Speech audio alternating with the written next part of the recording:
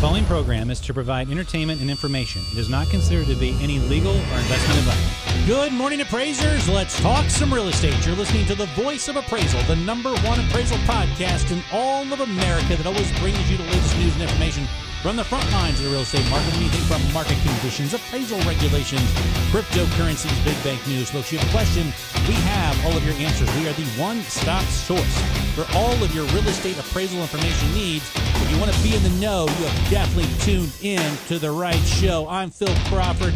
Happy to have all of you here with us today. 11 years, Kevin. 11 years. 11 years this month. 11 years this month, we started the Voice of Appraisal podcast. And I remember back in the day, people were saying to me, what are you going to talk about when it comes to appraisal on a podcast? I mean, what is there to talk about? Appraisal's boring. Appraisal is just like nothing. Nothing's going on in appraisal. What is there not to talk about, especially what has happened over the course of the last month? Holy shit, Kevin. Yeah, I was going to say, with this show, we've got a lot to go over. I don't know where to begin on this. We're at Ballgame. This is Ballgame. I mean, this is it. We are in the bottom of the ninth. We got 2 outs. We are down by, 5, and we got a pitcher hitting. I mean, that's what it is right now, Kevin. That is the entire landscape of the appraisal profession. And for those of you out there, the 40,000 real estate appraisers out there today that are in the field working it, doing this business, I'm sorry, but our leadership has let us down. They have shit the bed on levels I have never seen before. Before we go any further, Phil, I have to ask, I'm not even going to use the term, everybody knows out there what I'm going to say.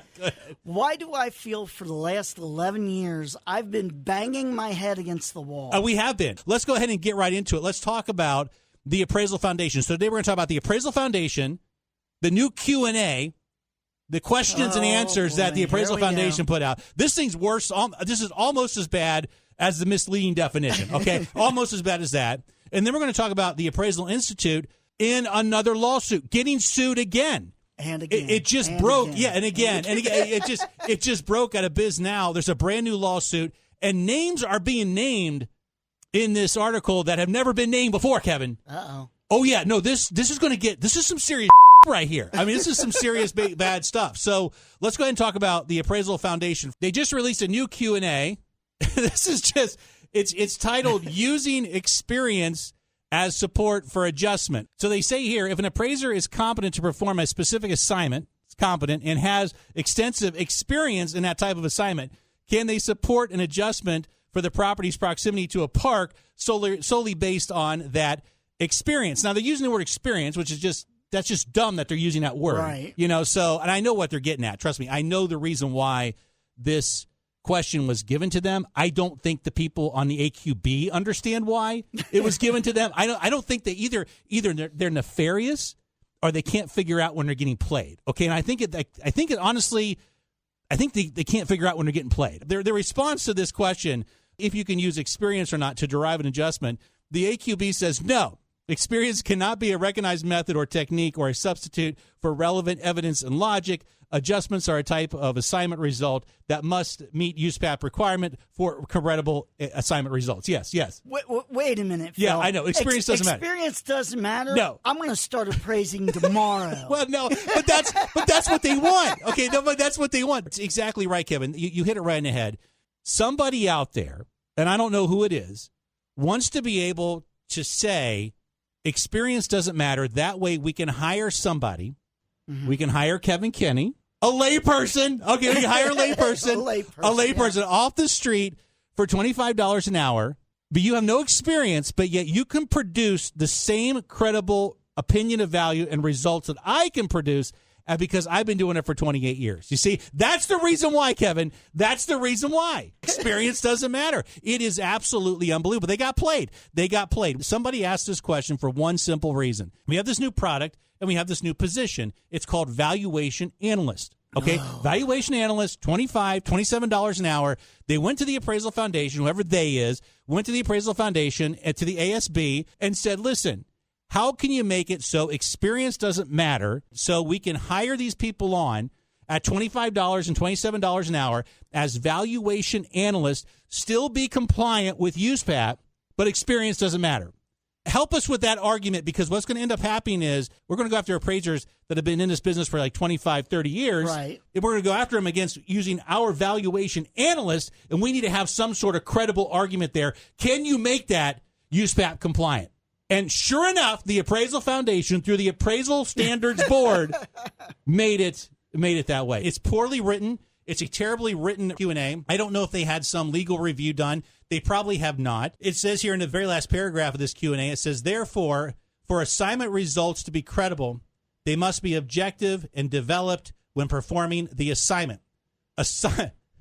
Wow. Assignment results cannot be developed from an appraiser's knowledge and experience, which is gained outside of the assignment. Outside. I mean, it's just. I'm telling you right now. Kevin, I saw it the other day.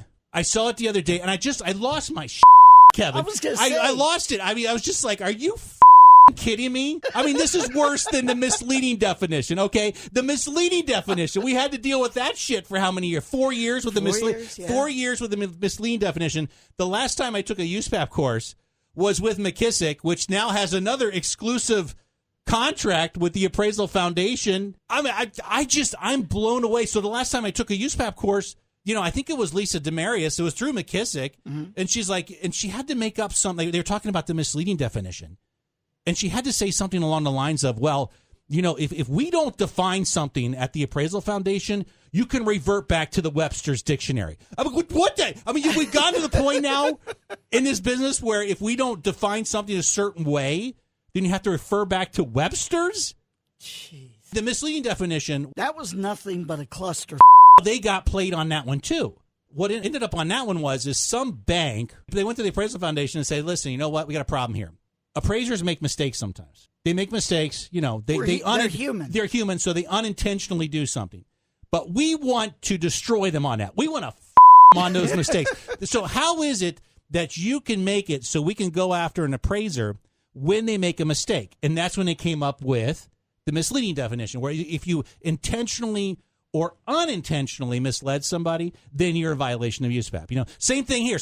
We want to hire somebody at $25 and $27 an hour. I want to call them a valuation analyst. But the problem is the appraisers that have been doing this for 28 years are going to have an issue with somebody who just came off the street, a layperson like Kevin Kinney coming off the street saying, my valuation's better. So how can we make it so experience doesn't matter? Right. And boom, right then and there, you got the new Q&A. That's what it is. The problem with the Appraisal Foundation, and it really is, the Appraisal Standards Board and the Appraisers Qualification Boards and the Board of Trustees and everything, they don't understand when they make these changes to this USPAP, mm-hmm.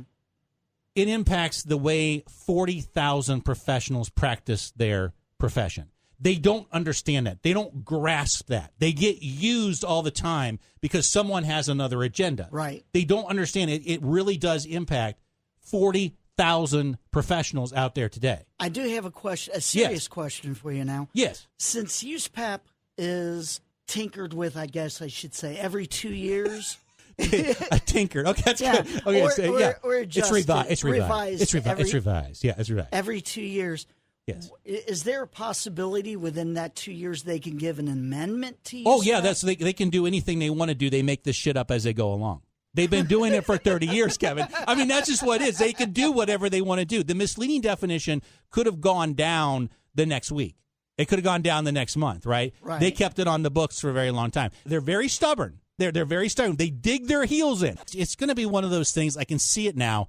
I can hear it. I can just hear it. It's going to be one of those things that these USPAP instructors out there are going to be like, now, come on in for your biannual USPAP update. And by the way, I don't know if you know this or not. Yeah, I know a lot of people in this room have been doing this for a long time, but experience doesn't matter because USPAP just made a Q&A. It's going to be something that they're going to be able to work with for 4 hours to cover 7 hours worth of education. The USPAP instructors are going to start doing that. Okay, let me ask you guys a question. Let me ask you, because I know I'm going to get a lot of heat for this show, and I don't really care. Okay, so let me ask you a question. When you were taking a USPAP course during the evil years of the misleading definition, you were taking that course. How many of you asked a USPAP instructor, what the heck is up with this misleading definition? And you know how many of you did. And you know that their response was always the same thing. Well, I kind of like the misleading definition because of and they were trying to justify this piece of shit definition, right? And now it's gone. The same thing is told true with this Q&A. Well, I kind of like this Q&A because experience doesn't matter. And it's just going to be a little jump around and dance around. And all comes down to this. It's just another way to weaponize USPAP, to weaponize it, to use the uniform standards to smear you, to smear your reputation, to smear your experience, to smear your professionalism. It's another way to create a USPAP smear, Kevin. It's nothing more than a gigantic USPAP smear. And that's what it is. That's what it is. So I'm just like, I can't believe they put it out. I just thought of this, though, too.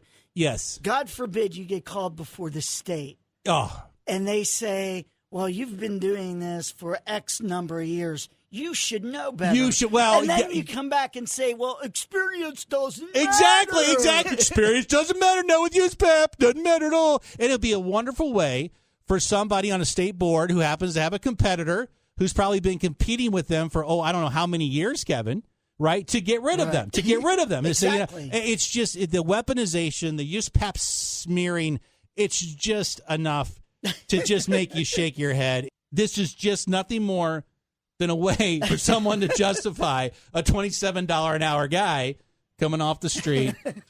Oh, my gosh. All right, so that happened. I lost on the Appraisal Foundation. I mean, there comes a point in time when you've been doing it long enough and you're like, are you serious? I mean, seriously, we're in whack job town now. You know what I'm saying? Now, I got some more news and information. This one's going to be, listen, this one's serious. The Appraisal Foundation is going to get looked at because of this article, but this is really serious when it comes to the Appraisal Institute. Okay. And it broke about a week ago. It actually broke on March 29th. It was from BizNow, which, by the way, BizNow has been doing some excellent reporting. The reporter's name is Matt Wasa-Lewinsky. If I'm saying his name wrong, I apologize, Matt. I apologize. The article basically says this: exclusive lawsuit alleges that the Appraisal Institute has given states fraudulent test results for years. I'll go ahead and read a little bit of it. A former executive of the Appraisal Institute, one of the primary agencies that oversees mandatory testing for appraiser certification, sued the nonprofit alleging widespread fraud stretching back to at least 2020. 2020. It's an interesting year, isn't it? 2020. Alyssa Atkins, the former director of education and publications at the agency, alleged in a civil case that the nonprofit knowingly misrepresented test results for mandatory continuing education to state regulators. Atkins said that she identified the problem and suggested an action plan to fix it, but she alleges leadership tried to force her out of the agency before ultimately firing her. The Appraisal Institute fires people, don't they? They just fired a CEO. Wow. They shit-canned her. Plaintiff was terminated from her job for reporting and refusing to participate in an ongoing fraud being committed by her employer, Atkins attorneys wrote in a suit filed in Chicago civil court on Friday. The fraud was occurring against both the individual consumers, this is where it gets really wild, and multiple state regulatory agencies, including the Illinois Department of Financial and Professional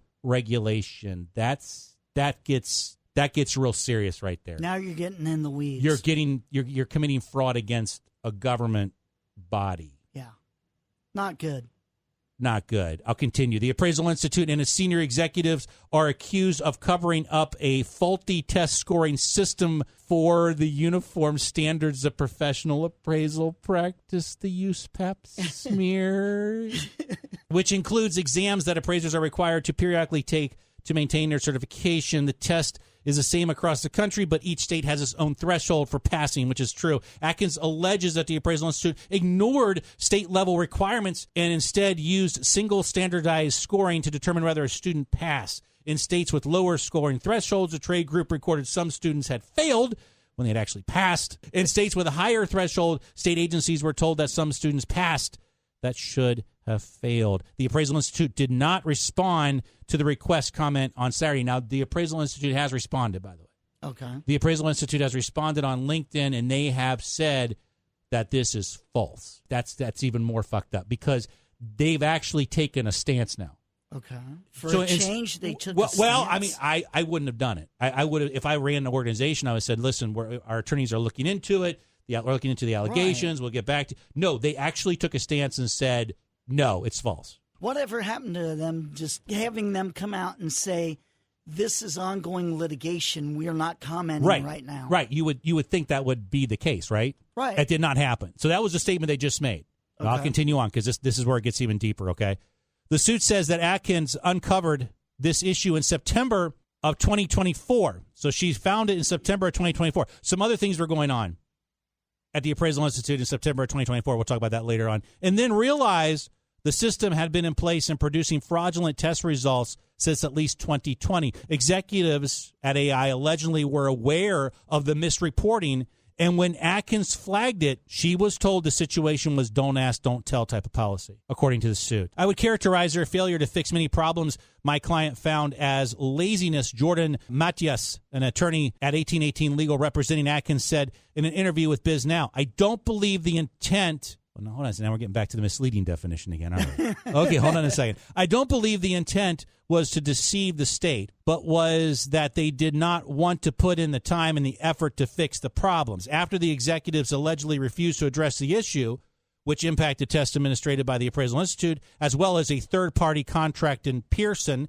Atkins asked that her signature be removed from the course completion certificates. That's a big deal. That's a big deal. And here's where it gets juicy. The suit says that on October 30th, the day after her protest, Atkins received a text message from the AI's interim CEO saying he was working on an employment separation package for her. Wow. When Atkins asked if she was being fired, now here's where it gets weird. When Atkins asked if she was being fired, she was told she wasn't, but that the Appraisal Institute Vice President Craig Steinle would, quote unquote, make it hell for you as long as you stay.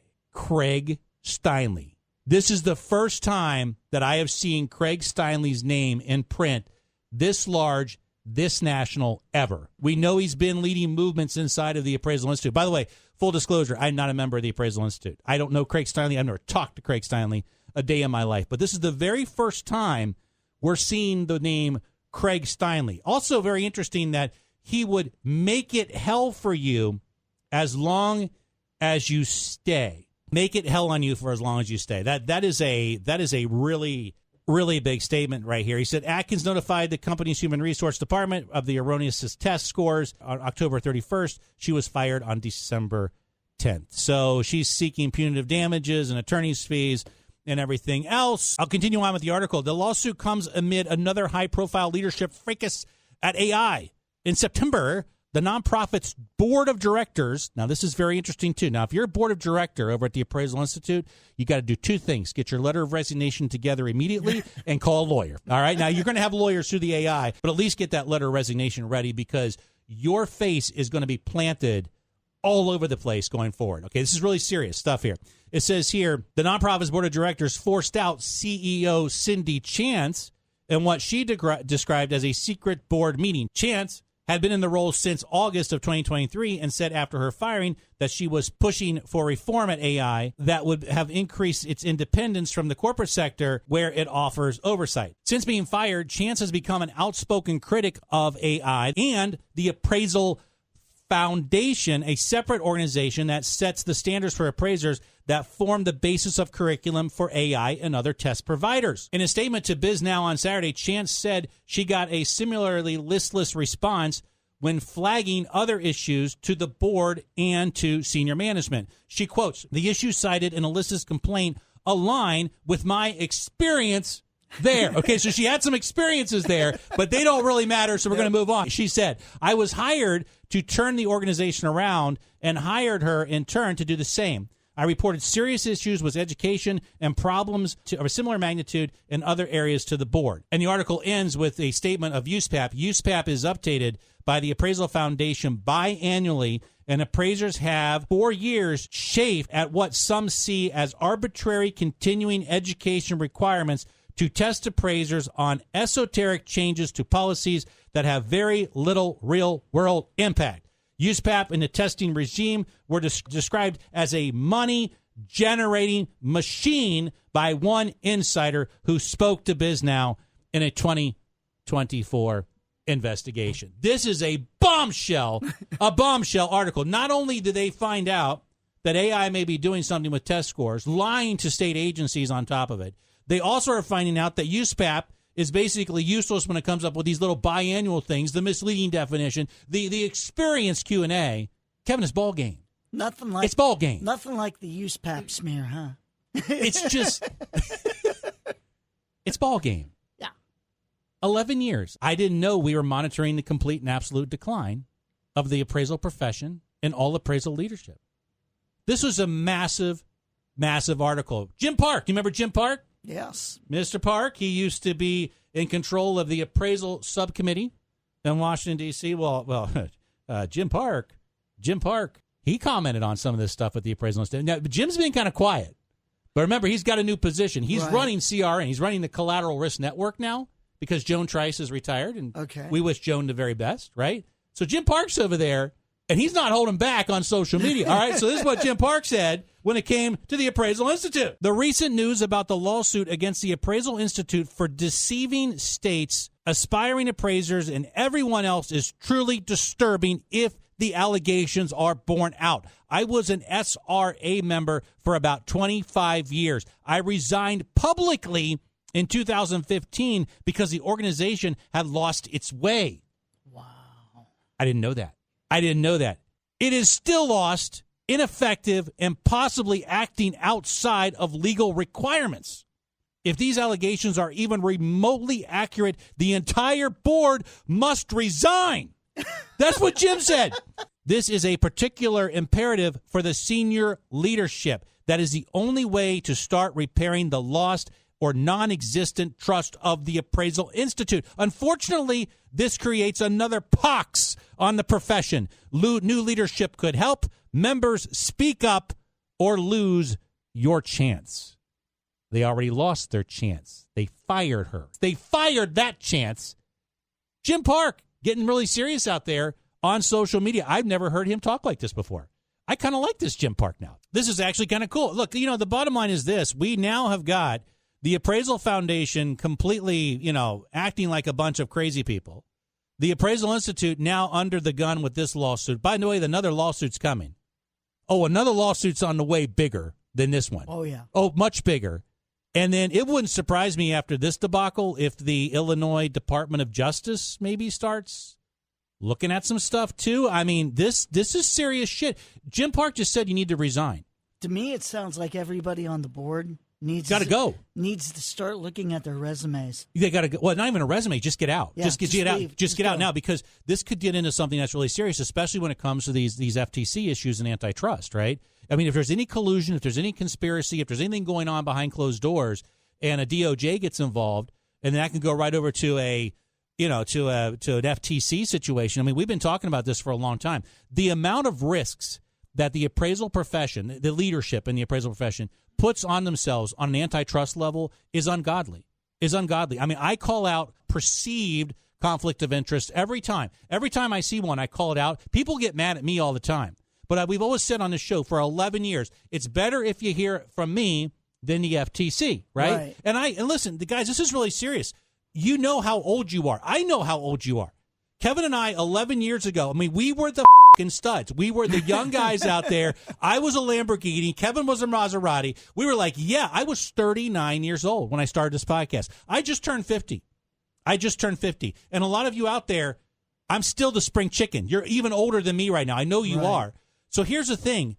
Do you really want to take these risks in your life professionally and personally? Do you really want to be 65 years old and have an FTC investigation start against you at the age of 65? Now, keep in mind, though, also, if I'm not mistaken, yes, once the DOJ and the FTC get involved, there could be jail time. Yes, that's the thing about it. I mean, that's like a perfect point, Kevin, because remember the Foley case. Oh, You yeah. know, the Foley case, 1974. We talked about it. One of the best shows Kevin and I ever did was Mr. Foley and the Three Little Bears. It was a great show, Mr. Foley and Three Little Bears. It happened at the Congressional Country Club in 1974 in September. Foley went up there, probably drunk, probably acting like an idiot, basically said, you know what, after the first year, I'm going to 7%. And then he created a gigantic conspiracy for everybody to go to 7% commission. Now, Foley made that stupid statement in 1974. The investigation didn't end, and he wasn't sentenced to jail until 1982. In 1982, when he was in the courtroom, he broke down. He broke down in tears. He was nothing. He was nothing of a human being. He broke down in tears. I didn't want this to happen. I never meant for it to go this far. That 8-year period, then he was thrown into jail for another decade. Right. You people out there, I know how old you are. You're 60 years old. You're 62. You're 65. By the time the FTC investigation is over, you're going to be 70, and that's if you find out if you're going to go to jail or not. And by the time you're 70, then you feel like, oh, now I got to do another 10 years. You're 80. You're dead. You're dead, dying in jail because you can't get your head out of your ass and realize that there are conflicts of interest, perceived conflicts of interest, and the Sherman antitrust laws have been around in this country for over 100 years. They trump everything. That's the one thing in my life. I would never be investigated by the FTC for antitrust violations because I was told at a very young age, when my grandfather was in the business, when my dad was in the business, right. You don't discuss fees. You don't get it. When we went to Appraiser Fest in 2018, we had Allison Sheedy, one of the top antitrust lawyers in the country, and the entire room was there with 300-some people, and she said, don't discuss your fees. Don't have conflicts of interest. Don't have perceived conflict of interest. If I were seriously, I'm going to agree with Jim Park here. I mean, if I was on the board of directors or whatever it is over at the Appraisal Institute, I'm stepping down. I'm resigning now, getting the out before some weird hits the fan. I don't want to be 65 years old and FTC opens up an investigation against me. That takes me to 70, and I don't know if I'm going to go to jail or not. And guess what? If I go to jail, I'm going to be in there till I'm 80 or 82. Oh, because of what? Because you want to sit on some organizational board? And it is just unbelievable to me that the appraisal profession doesn't take antitrust conflicts of interest, perceived conflicts of interest, more seriously than they should. Okay, Phil. Yes. If I was at the Appraisal Foundation, yes, and I asked you, why don't you sit on the Appraiser Standards on the Appraisal Standards Board? Phil Crawford on the Appraisal Standards Board. Kevin, I'm going to tell you something right now. I'm going to tell you something right now. You and I have known each other for 11 years. The audience have known me for 11 years. We can share this stuff, okay? I am a 50-year-old dude.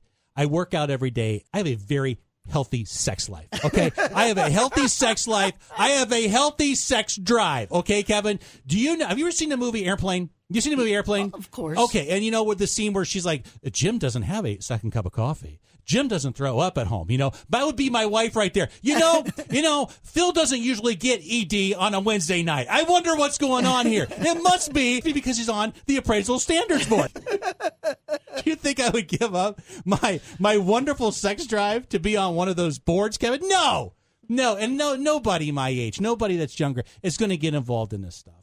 It's just a mess. It's crazy. Now, the other thing, this is really interesting. I know it's been kind of a long podcast, but Jim Park also hit another home run. This is actually really interesting, okay? So Jim Park was still on fire. He commented on a post that John Russell put out. You know, John's a big friend of the show. Right. Love John Russell. Great leader in this space. And Jim Park made a comment. Now, listen to this.